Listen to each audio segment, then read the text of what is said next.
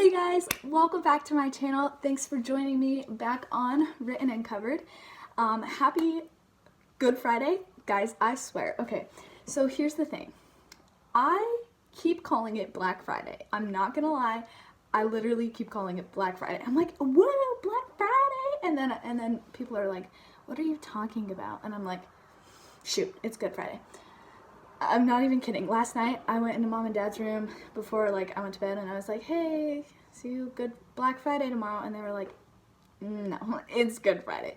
So, I don't know when you guys are actually going to be watching this, but if it is on Good Friday, happy Good Friday. I woke up with the thought to make a scratch that, I did it again. A Good Friday special on my channel. So welcome to the Good Friday Written and Covered special. So I will be starting off with reading the passage from the Bible, obviously, with a Christian faith. We use the Bible. Well, this is actually an iPad, but it is the ESV Bible. We believe that reading straight from the Bible is the best way to really learn about God. I mean, you can do devotions and stuff, but really the best and clearest way is to read straight from, even straight from the Bible is actually better than an iPad. And then I have a couple worship songs that I'm gonna play just to make it kind of fun, because my channel is a music channel.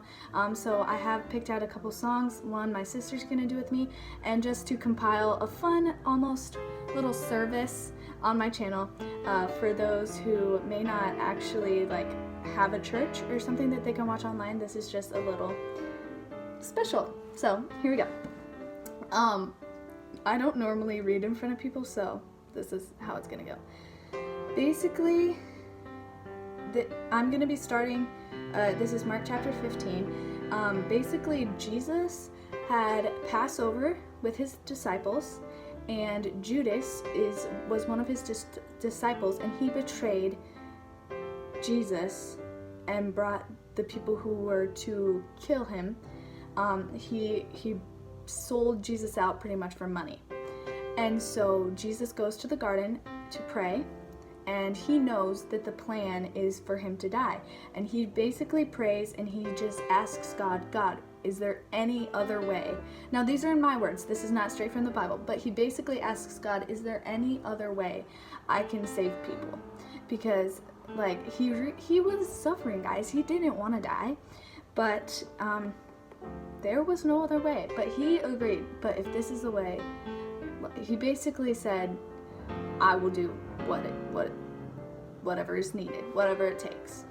And so he is captured by soldiers, I think, something like that, and they take him. Basically, he's on trial overnight, and there were actually multiple things that were illegal about his trial, but basically they freed Barabbas. Barabbas was a criminal, and he was released, and they decided to crucify Jesus. And so here Jesus is perfect. Jesus is the Son of God, and he never did anything wrong. He's perfect, and here he is being crucified. Everyone said, crucify him. And so this is where we are. We're currently at the crucifixion. That was just a background story, and this is where I will be reading from on my iPad instead of the Bible. I wouldn't recommend, but okay. And they compelled a passerby, Simon of Cyrene, who was coming in from the country, the father of Alexander and Rufus, to carry his cross, his as in Jesus. And they brought him to the place called Golgotha, which means place of a skull. And they offered him wine mixed with myrrh, but he did not take it. And they crucified him and divided his garments among them, casting lots for them, to decide what each should take. And it was the 3rd hour when they crucified him, and the instruction of the charge against him read, "The King of the Jews." And with him they crucified 2 robbers, one on his right and one on his left. And those who passed by derided him, wagging their heads and saying, "Aha! You who destroyed the temple and rebuilt it in 3 days, save yourself and come down from the cross. So also the chief priests with the scribes mocked him to one another, saying, "He saved others, he cannot save himself. Let the Christ, the King of Israel, come down from the cross, that we may see and believe."